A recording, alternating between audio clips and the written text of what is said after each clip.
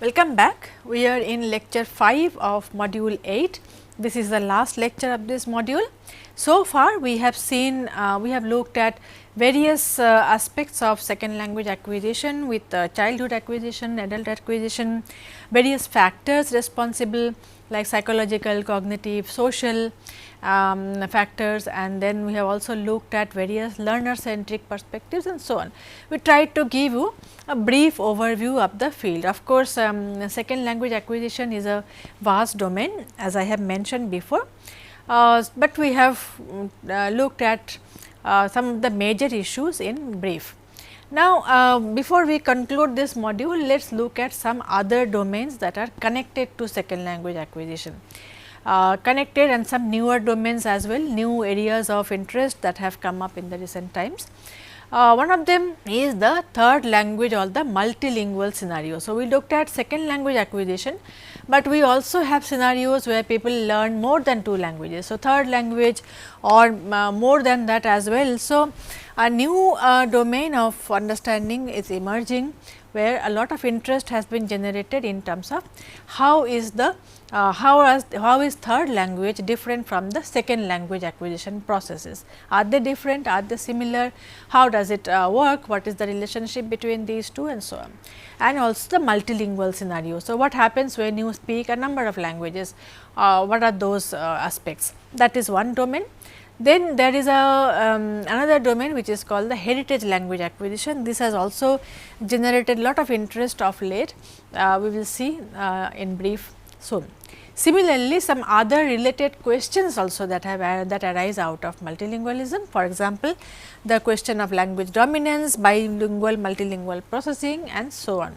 So, third language acquisition. Third language acquisition as a domain of research is interesting because there are with larger number of languages, there are some unique processes that are there that happens. So, the interaction between complex factors with respect to the language 2 and language 3 is why it is becoming interesting. So, one such factor is the difficulty of keeping the languages apart. How often have you noticed that when you are trying to speak in your L3, L2 comes out, or if L2 and L3 are kind of similar on some ground, you will replace the L3 words with L2 words. It happens. There are many examples in the literature for this happening. That takes us to the domain that L2 and L3 are not always easy to keep them apart. Second question that has been have been studied is the mental representation and the retrieval of the lexicon in case of the L3. These two are important because again, as I said, you are trying to speak in L3, suddenly L2 lexical entries come out, or you without you really consciously doing it, the structural level also, at the syntactic level also, some kind of mixing up might happen. So, is the retrieval process for L1 and L2 same, or are they different? These are this kind of questions. There is an interesting quote from King Charles V from Spain. He is believed to have said that I speak Spanish to God, Italian to women, French to men, and German to my horse. I do not know why he said that, but this is he is credited with saying this. The reason why we are quoting him is this takes us to a very interesting domain of multilingualism, that for one he could keep his languages separate. This is not something that is easy, because when you speak multiple languages, a little bit of mixing up is always there. It happens very often. So, this in itself is a big thing as far as the multilingualism research is concerned, because we tend to mix, and he said that he keeps them all separate. Secondly, another important and interesting insight that we get from this utterance is that he understood the significance of language as a tool. Language is language is not just a medium of communication, it is also kind of a encoding system for values, for various kinds of conceptualization processes and so on. So, when you are able to keep them separate, it also tells us that you understand the significance of that tool very importantly. So, this is these are the two things why it is we are quoting him, but this remains an interesting area of within language processing studies as to how when and how you cannot keep them separate and how you can keep them separate. So, various perspectives, for example, psycholinguistics, sociolinguistics and cross linguistic perspectives have been utilized to understand L3 processing in humans. Processing as in, as I have just said, that the both comprehension and production. So, sociolinguistics of course, will take us to the social factors. We have looked at the macro and micro social factors for L2. Similar factors might be responsible for learning L3 as well. In fact, in countries like India, it is very common. So, if you are a speaker of one of the smaller languages, you will be speaking that language at home and in your neighborhood, maybe in your peer group, but you will be speaking L2, which is the majority language of the state, let us say, for all other practices, for all formal purposes like education, job and so on. But you might also learn the other language, which is English, for to go even higher in life. So, the three languages are automatically there. For many Indians, this is a common thing. Now, why did this happen? The reason, primary reason for this to happen is the sociolinguistic reason, because the society is such. We are a multilingual society. So, it is very common for some languages to be not part of the schedule, 8th schedule. All of you already probably know that there are some schedule. India has hundreds of languages, but only 22 are part of the 8th schedule of the Indian constitution. They are called scheduled languages. So, scheduled languages are typically the state official languages. Now, we have a state official language, but each state also has a number of minority or smaller languages. All those people will automatically will have to be bilingual, because they speak their own language, they also speak the state language, and English is omnipresent. So, sociolinguistic variable, and that is why multilingualism, trilingualism, multilingualism have been studied a lot from sociolinguistic perspective. In psycholinguistic perspective, we are more interested in looking at the processing differences. For example, there are differences in processing strategy between L2 and L3. For example, in Nagaland, in the state official language, though I often keep saying that the states, Indian states are divided on linguistic identities. So, each state has an official language which is a local language. This is not the case with Nagaland. Nagaland has English as the state official language. Nagaland is a very rich place in terms of languages and cultures. However, the official language is English. Now, as a result of which all Naga language speakers speak one Naga language and they speak English, and very interestingly they speak Nagamese, which is a Creole language. So, for example, in case of India's Nagaland, let me just give this example. So, you any Naga person might be speaking these languages. So, let us say they will speak Ao, they will speak English, and they will all of them will generally speak Nagamese. Now, these are the L2 and L3. Which one is L2 and which one is L3? We do not know, it depends on the person, depends on the group we are talking about, but let us say Ao or Angami or the Sema or whatever, there are various kinds of Naga languages, that is L1. But alongside that they use English for various formal purposes and Nagamese for informal purposes. So, Nagamese is used for the inter-tribal communication. So, an Angami speaker and an Ao speaker might talk to each other in Nagamese. They might also use English depending on if they are depending on various factors, if it is a formal setup or whatever, but Nagamese is used in various informal conversations in the marketplace, in the across different tribal groups and so on. This is interesting from a psycholinguistic perspective, because none of them is their native language, none of them is their first language. So, do they process these two languages similarly, or are there any kind of difference in terms of the processing strategy. This has this is very interesting, which some people have looked at. So, psycholinguistic perspective takes into account these features. Cross linguistic perspective, and the third, this is the third type of variable. Cross linguistic perspective will look at if there are interlanguage influences. So, do you is there transfer, cross linguistic transfer, let us say, from one language to another? Is your L2 affecting your L3 or L3 affecting your L2, and so on and so forth. So, to understand the mutual relationship of languages and socio-psychological aspects, this is the to do that we need to look at all of these three features and probably in the interaction of these three features. So, that is where trilingualism is going. So, a lot of research is happening in third language acquisition as well, taking into account all of these factors. Now, we will go to heritage language learning.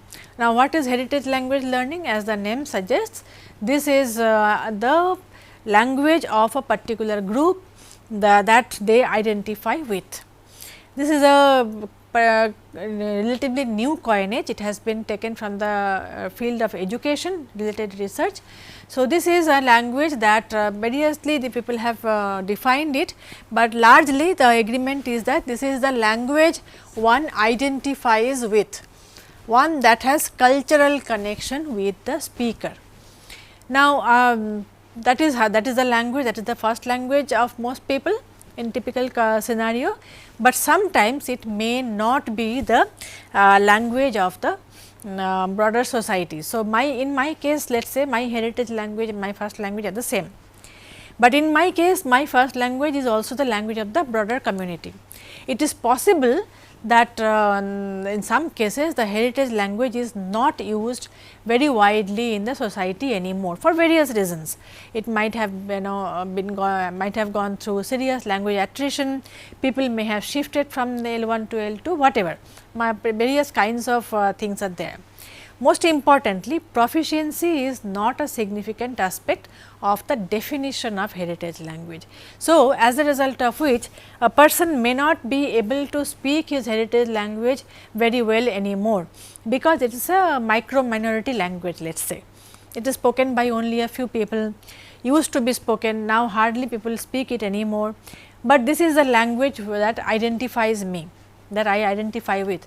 So, in those cases we will call that language a heritage language.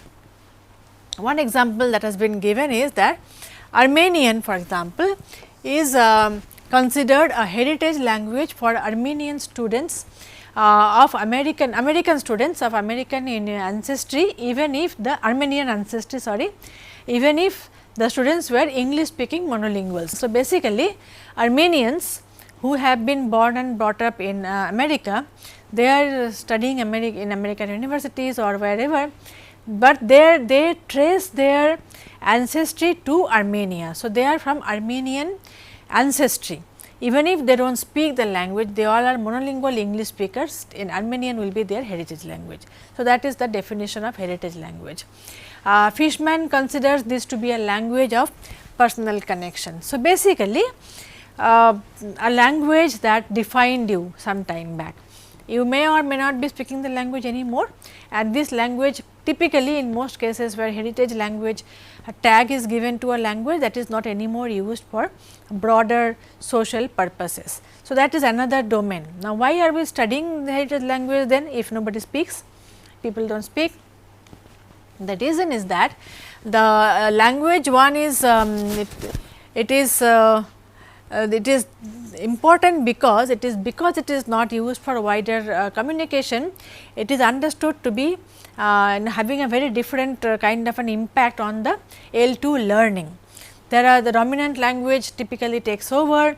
So, less proficiency in HL is heritage language. So, when you do not speak the language anymore, or let us say the language is not getting transmitted much, the younger generation is not speaking, but as a result of which HL proficiency is low.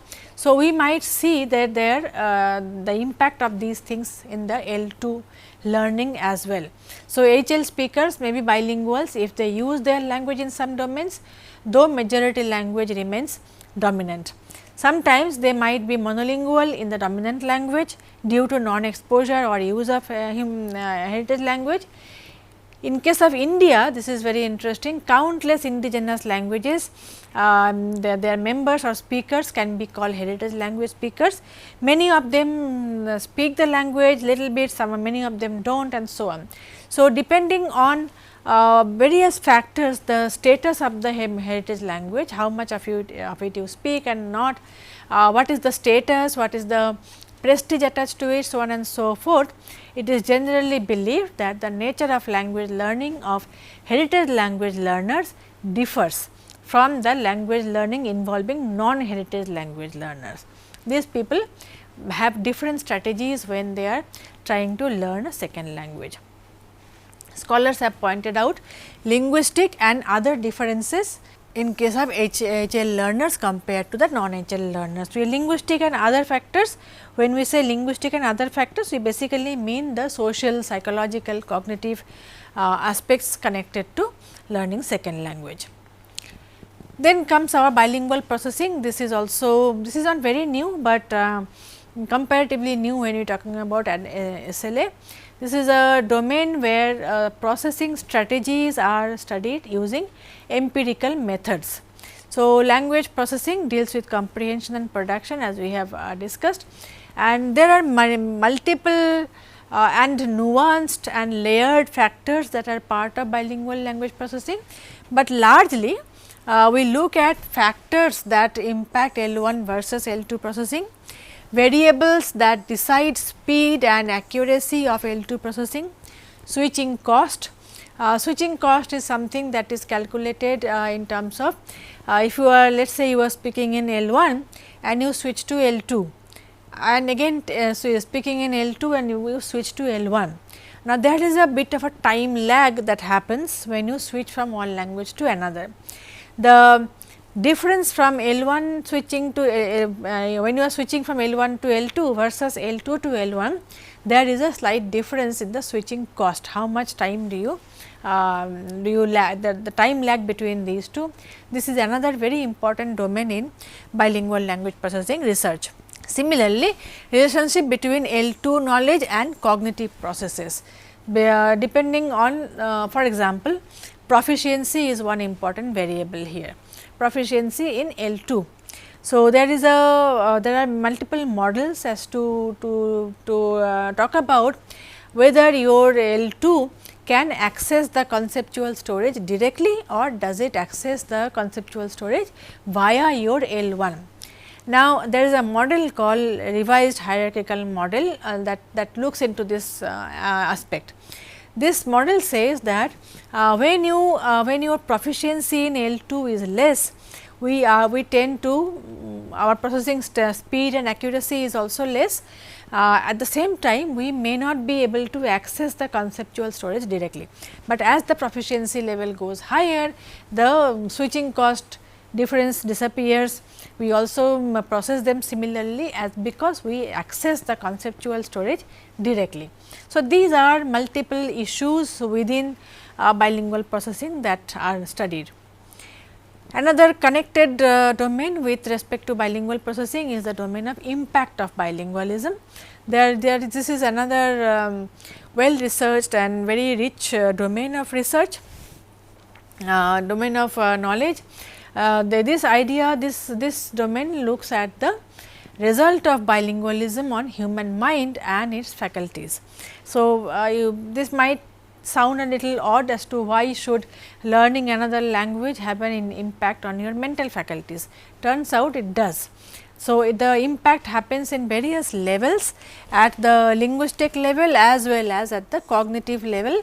For example, in linguistic level, studies have found out that bilingualism or learning multiple languages, trilingualism, multilingualism, this helps in increasing our meta-linguistic awareness. So, in terms of linguistics, there are some changes, there are some impacts of learning more than one language.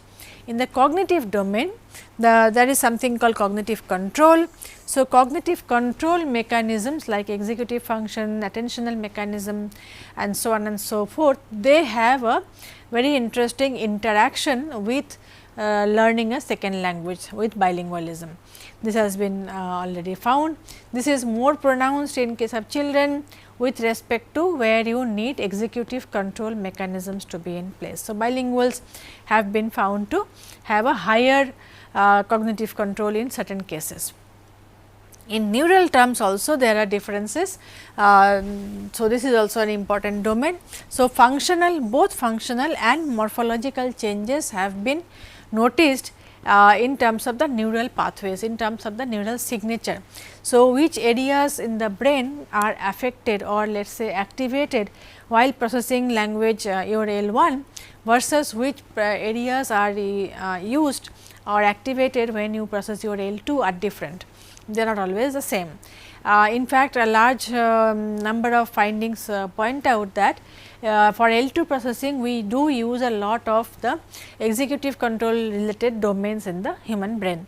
So, and as a result of which we also have certain changes, structural changes. So, the impact of bilingualism can be seen in many domains as we have just seen. So, metalinguistic abilities, cognitive control abilities as well as functional and morphological changes also have been noticed with respect to neural structures. So, as a result of which this bilingual processing as well as the impact of bilingualism are also important domains that are connected to our second language acquisition. These are all processing based studies. So, primarily psycholinguistic and cognitive neuroscience kind of domains which look at these factors. These are newer domains.